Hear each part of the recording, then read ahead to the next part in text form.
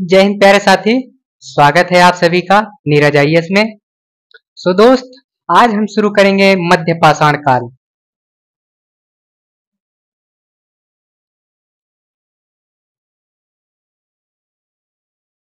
मध्य पाषाण काल। देखिए, हमने पहली वीडियो में जो है आपको क्या बोलते हैं इतिहास के कुछ कालखंड यानी कुछ विषयों के बारे में बता दिया था। फिर हमारी जो वो दूसरी लेक्चर हुई थी उसमें हम पूरा पाषाण काल को पढ़े थे। और ये उसके बाद अगली जो क्लास हुई थी उसमें हम लोगों ने मानव का उद्भव और विकास, जो कि पूरा पाषाण काल से ही बिलोंग करता है, उसको पढ़ लिया था। और ये आज हमारी चौथी क्लास होने वाली है जो मध्यकाल पर बेस होगी। और मध्यकाल के बाद अगला हमारा टॉपिक होगा नवपाषाण काल। तो मध्य पाषाण काल के बारे में हमें लगभग 2-3 चीजों के बारे में जान लेना चाहिए। एक तो इसका समय जान लेना चाहिए, यानी कब से कब तक मध्य पाषाण काल चलता है, यानी कि इसका हम समय जान लेंगे। फिर इसका जीवन शैली जान लेंगे।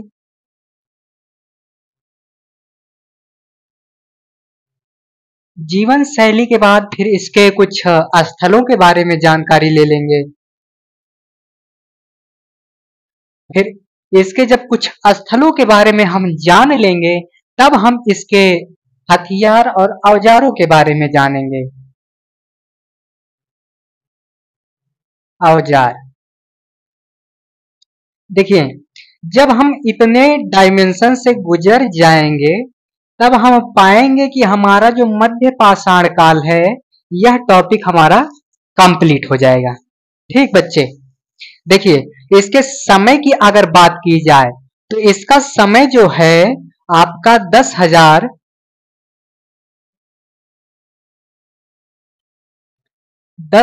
से लगभग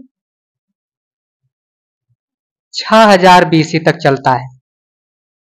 यानी मध्य पाषाण काल के टाइम लाइन को अगर देखें तो 10,000 से लेकर 6,000 साल पहले तक यानी बीसी तक ये हमारा मध्य पाषाण काल चलता है।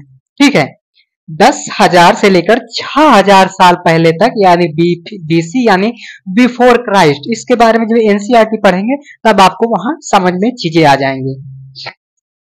जब इसके समय को जान लेते हैं कि अच्छा मध्य पाषाण काल हमारा लगभग 10,000 बीसी से लेकर 6,000 बीसी तक चलता है। फिर इसके बाद इसके जीवन शैली के बारे में जानेंगे। ठीक है, अब इसके समय तो हमने कर लिया, अब हम इसके जीवन शैली के बारे में पढ़ेंगे। तो यह कंप्लीट हो जाता है। अब हम इसके जीवन शैली के बारे में पढ़ेंगे। तो देखिए, जीवन शैली को पढ़ने से पहले हमें निम्न बातों को जान लेना चाहिए। देखिए, जैसे ये आपका मध्य पाषाण काल हो गया, मध्य पाषाण काल, लेकिन इसके पहले आपको थोड़ा सा पूरा पाषाण काल के भी बारे में जान लेना चाहिए। पूरा पाषाण काल,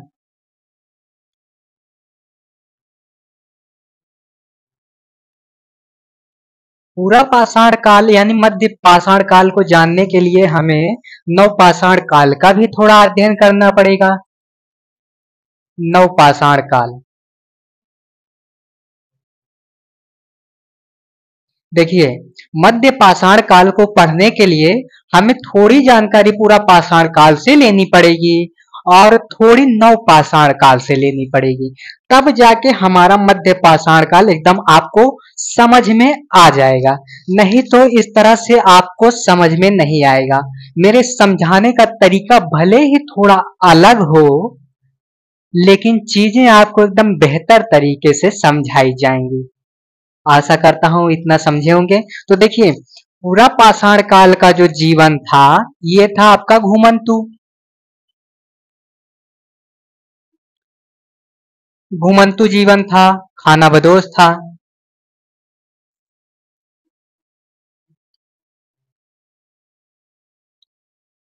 यानी जब हम पूरा पाषाण कालीन समाज को देखते हैं, वहां के लोगों को देखते हैं, तो हम पाते हैं कि पूरा पाषाण काल में हमारे घुमंतु लोग रहते थे। खानाबदोश रहते थे, यानी एक जगह से उठकर दूसरी जगह जाते थे, शिकार आदि करते थे, मांस कच्चा मांस भी खा लेते थे, पकाकर भी खाते थे, आग की खोज लगभग लगभग हो चुकी थी, ठीक है, और पत्थर के औजार वगैरह बनाते थे। तो इनका जीवन शैली जो घुमंतु था। फिर इसके बाद हम नवपाषाण काल में आ जाते हैं। नवपाषाण काल में क्या होता है कि अस्थाई निवास होने लगता है। अस्थाई निवास, अस्थाई निवास होने लगता है। उसके बाद गृह यानी घरों का निर्माण, घरों का निर्माण। देखिए, जब नवपाषाण काल में आप आएंगे कि यहाँ, तो आप पाएंगे नवपाषाण काल में यहाँ का जो जीवन है वह अस्थाई जीवन है। और उसके बाद जब आते हैं तो यहाँ घरों का निर्माण होने लगा। अब देखिए, जब अस्थाई जीवन होगा और घरों का निर्माण होगा तो घरों में रखने के लिए जरूरतों की सामान तो आप इकट्ठा करेंगे ही कि भाई घर की शोभा बढ़ाना है, हमें सामान एकत्रित करना है ना। जब घर बनाएंगे स्थायी निवास तो जरूरतें बढ़ेंगी, ठीक है। तो क्या बोलते हैं, कच्चे रोड का निर्माण भी करना शुरू कर देंगे ये लोग, ठीक है। और जब निवास तो कहीं दूर से कुछ लाना हुआ, घर तक लाना हुआ, तो उसके लिए ये लोग पहिए का निर्माण करेंगे। तो बेसिकली इस प्रकार से।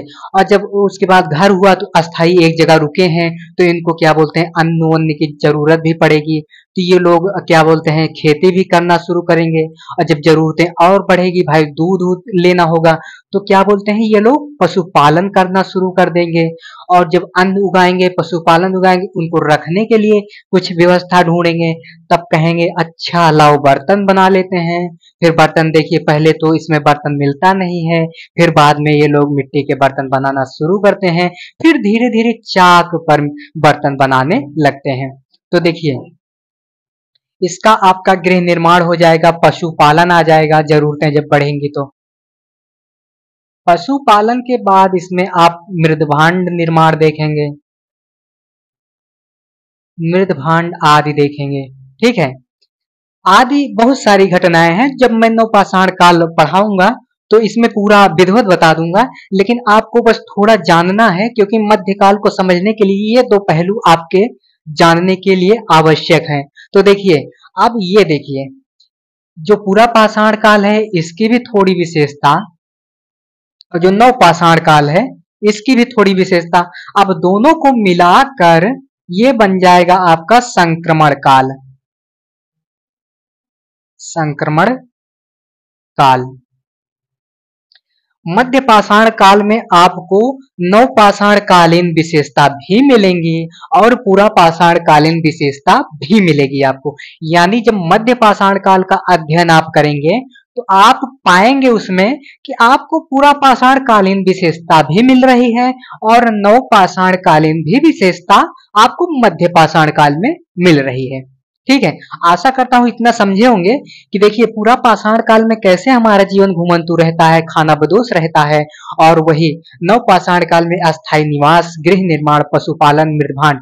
यानी जो मध्य पाषाण काल है आपका, इसमें पूरा पाषाण यानी इसके कुछ जो व्यक्ति हैं, कुछ स्थल हैं, कुछ जगहें हैं, वहां के कुछ कुछ लोग जो हैं अभी भी घुमंतु जीवन जी रहे हैं और कुछ लोग तो अभी भी नवपाषाण कालीन जीवन जीने लगे हैं, यानी वो लोग भी घरों का निर्माण वगैरह कर रहे हैं।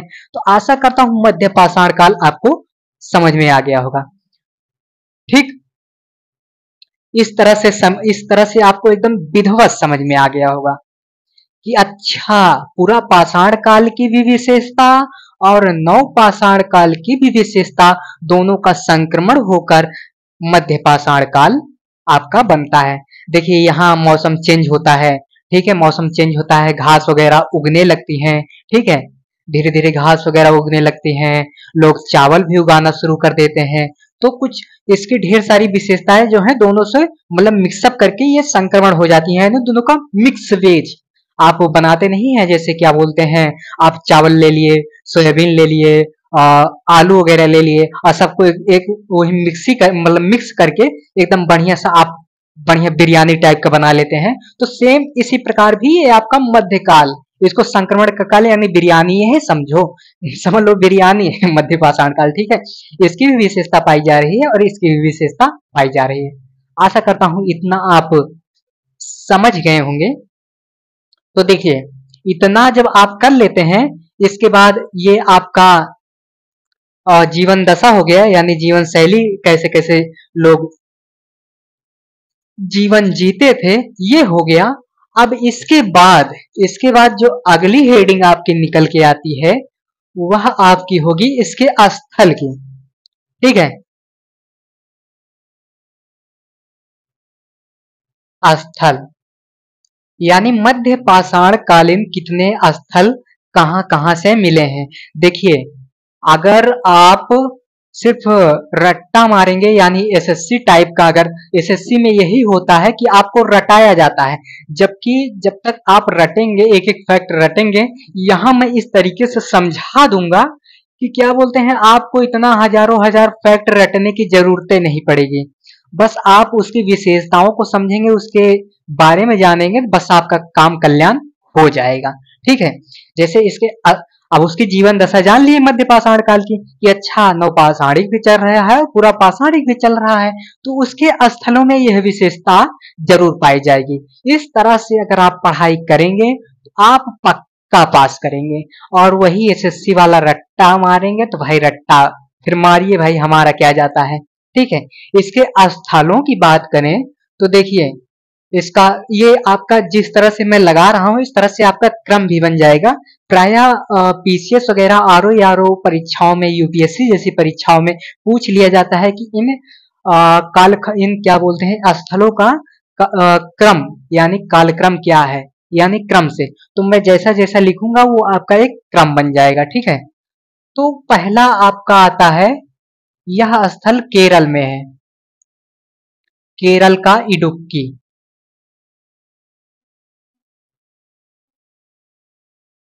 फिर दूसरा आपका आता है गुजरात का, केरल का इडुक्की, गुजरात का लंघनाज, लंघनाज। और उसके बाद फिर तीसरा स्थल आपका आता है मध्य प्रदेश का भीमबेटका,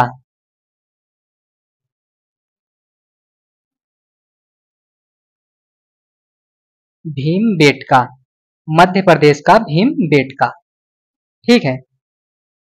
देखिए, जब आप, मैंने पहले ही बता दिया था कि जब आप इसके सामाजिक दशा को जान लेंगे और फिर इसके स्थलों को जान लेंगे, तो इसका जो सामाजिक दशा है वह इसके स्थलों में प्रायः विद्यमान रहेगी, ठीक है।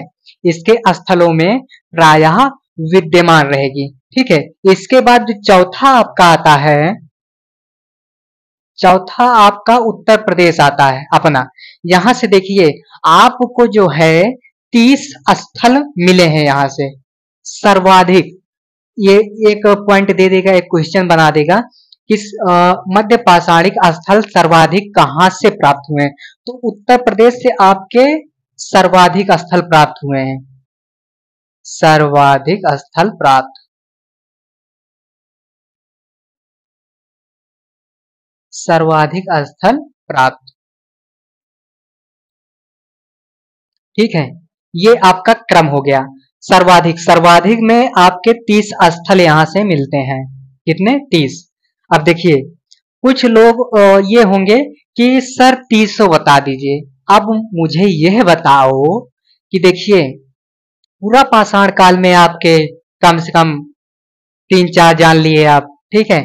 और मध्य पाषाण काल में इतना आप जान रहे हैं, नवपाषाण काल के स्थल को भी जानना है, हड़प्पाई स्थल को भी जानना है, महापाषाणिक स्थलों को भी जानना है और ताम्रपाषाणिक स्थलों को भी जानना है।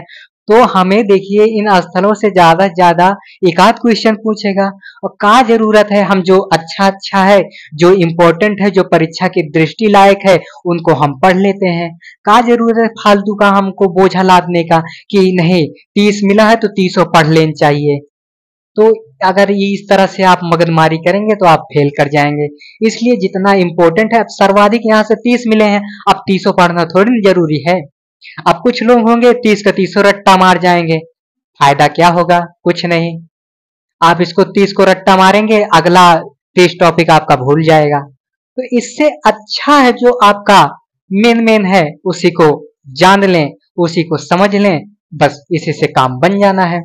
तो देखिए इतना आप नोट करिए, पहले इतना नोट करिए, केरल का इडुक्की है, गुजरात का लंघनाज है, एमपी यानी मध्य प्रदेश का भीम बेटका है, यूपी से आपके सर्वाधिक स्थल प्राप्त हुए हैं, कम से कम 30 स्थल प्राप्त हुए हैं। और इन 30 स्थलों के नाम कुछ इस प्रकार हैं। ये क्रम आपका है, पहला ये है, दूसरा ये है, तीसरा ये है, चौथा ये है। अब जो मैं यहां से कराऊंगा ये यूपी के जितने मिले हैं स्थल उसमें से क्रम हो जाएगा। पहला आप लिख लीजिए सरायनाहर, सरायनाहर कर लीजिए। दूसरा चौपानी मांडो कर लीजिए,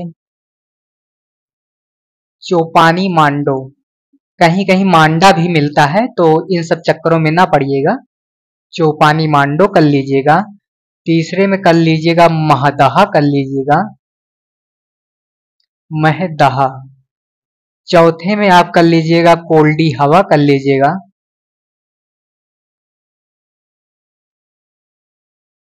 और लास्ट कर लीजिएगा दमदमा, दमदमा। बेसिकली जब उत्तर प्रदेश के स्थलों के बारे में जानेंगे, देखिए आप केरल से इडुक्की आपका मिल जाएगा, गुजरात से लंघनाज मिल जाएगा, एमपी यानी मध्य प्रदेश से आपका भीम बेटका मिल जाएगा, और उसके बाद उत्तर प्रदेश से आपके 30 यानी सर्वाधिक। यह पॉइंट नोट रखिएगा कि कहां से सर्वाधिक स्थल प्राप्त हुए हैं, मतलब मध्य पाषाण कालीन सर्वाधिक स्थल कहां से प्राप्त हुए हैं, तो आप उत्तर प्रदेश लगाइएगा। और उत्तर प्रदेश में 30 स्थल प्राप्त हुए हैं यानी सर्वाधिक स्थल प्राप्त हुए हैं, जिनमें से मुख्य यानी इंपॉर्टेंट जो है यही 5 आपके हैं। पहला आपका सरायनाहर हो जाता है, चौपानी मांडो हो जाता है, महदहा हो जाता है, कोल्डी हवा हो जाता है, और दमदमा हो जाता है।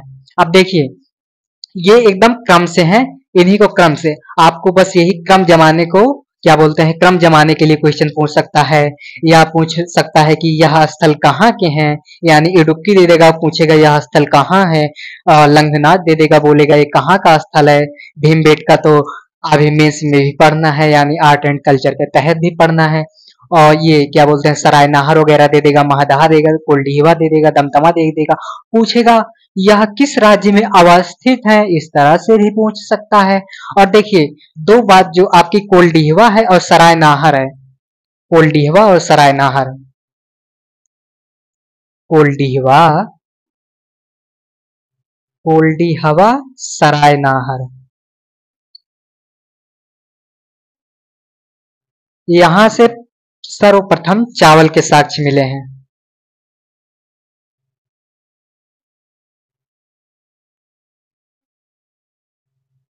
सर्वप्रथम चावल के साक्ष्य,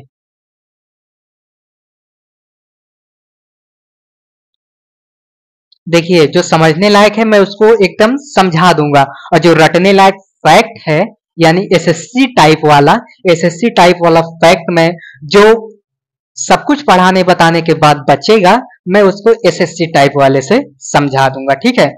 यानी कि कोल्डीहवा है और सरायनाहर, यहां से सर्वप्रथम चावल के साक्ष्य आपको देखने के मिलते हैं, ठीक है।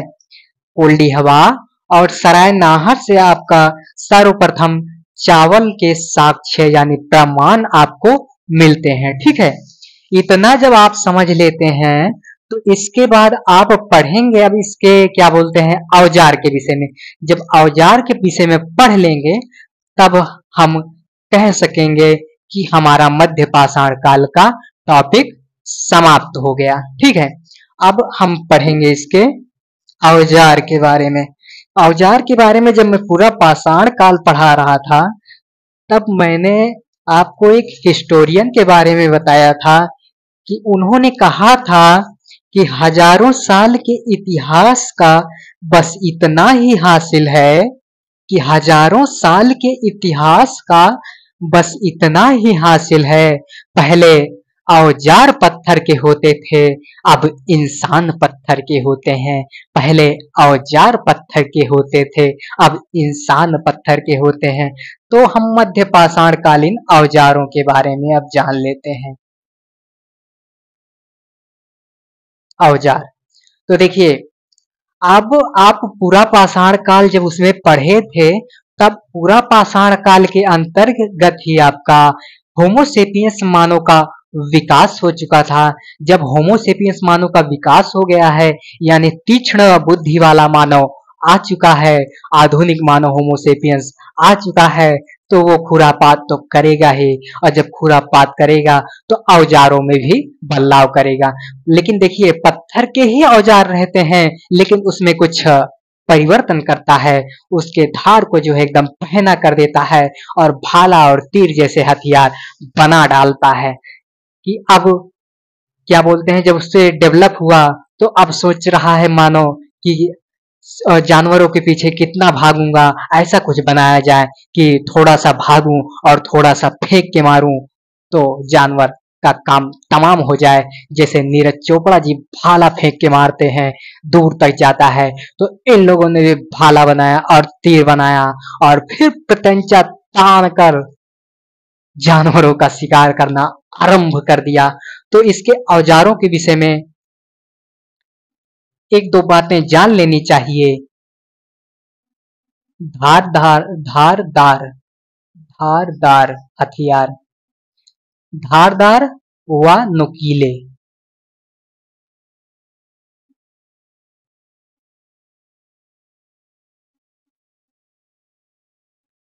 इन्होंने देखिए, मध्य पाषाण कालीन लोगों ने धारदार और नुकीले, यानी उसमें इतना पहना, इतना रगड़ दिया उसको कि एकदम नुकीला हो गया। यानी कि जानवर को अगर छू कर भी चला जाए तो उसकी चमड़ी कट जाएगी। ठीक है, धारदार व नुकीले औजार बनाए इन्होंने। ठीक है, और इसके अंतर्गत आपका दो आ जाता है, भाला तीर।